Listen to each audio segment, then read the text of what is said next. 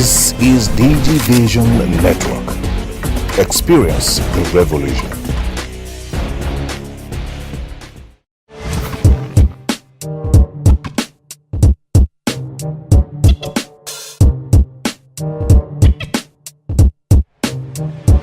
We are in the digital world.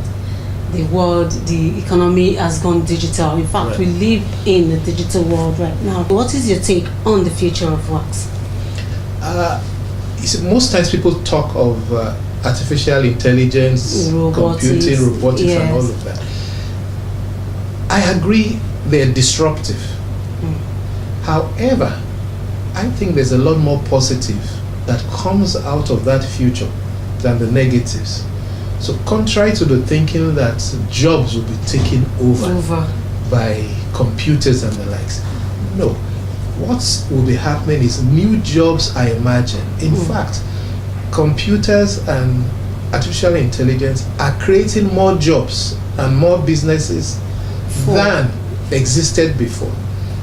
You have people like travel agencies disappearing because I don't need a travel agent. I can go on my phone and get the best deals ever. So yes, the travel agent may be losing job, but the person developing the app is not losing. Is not only losing, they're developing more apps to do a lot more things. Look at Uber and Taxify. Exactly. That is IT. That's artificial intelligence. Somebody solves a problem. It has actually provided opportunities. More people are employed. Their own business. They decide when to wake up, when to go to the office. When they're tired, they park the car. So many of those people before had no jobs. So it's for people to look for the opportunities in the future. There'll be more opportunities. More businesses will be set up riding on artificial intelligence. Wow. Considering all of your years of experiences so far, what's your overview of the nation's capacity development, school to work, and both, has it improved or? Unfortunately, that's where the problem lies. And the challenge I see, I hate to say it, falls back on leadership. You see, vision is required, and one of the key responsibilities of leadership is vision. What is vision? To be able to see far ahead and plan and prepare for that future. If you check the educational curriculum in most of our schools, it's still probably the same curriculum that I was educated on 30 years ago. 30 years ago. Today, for example, it rained. I mean, it's unheard of that you're having rain in January. When we went to school, there's raining season, there's dry season. But these days, it rains in November. It's raining in January. But the curriculum that people are still being taught is still that same old one. So there's a major problem. We're not yet preparing for that future, which already is here. So each time you also say the future, artificial intelligence, it's already here. It is.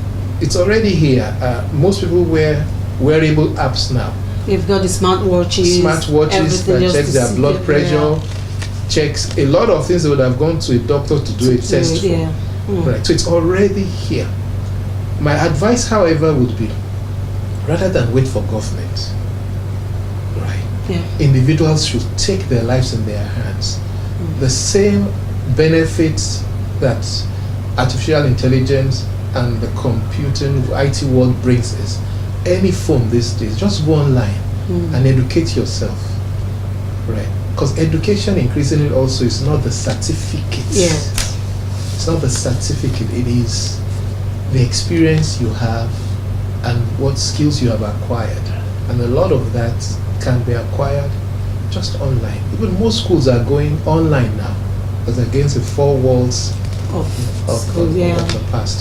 So are you saying that Nigeria is not ready for this artificial intelligence in any way? As a nation, I would say yes. The AI and the technology of the future rides a lot on the internet. So look at the typical bandwidth that exists in Nigeria. It's very difficult to even stream or download the most basic thing. Right. And in some parts of the world, a lot of public spaces now, you have free Wi-Fi. And where it is not free, the rates are cheap. Affordable. So when you look at all of that, sadly, I would say we're not yet positioned or positioning ourselves right. Okay, talking about this bandwidth, and having said that we haven't positioned ourselves rightly for the future of artificial intelligence, what would you advise the government to do for a better tomorrow? If I had my way, one way to start first is to try and find ways to work with the telcos or whoever provides bandwidth and all of that, to make, like I said earlier, internet as cheap as it can be, and also to make its accessibility and reach wider.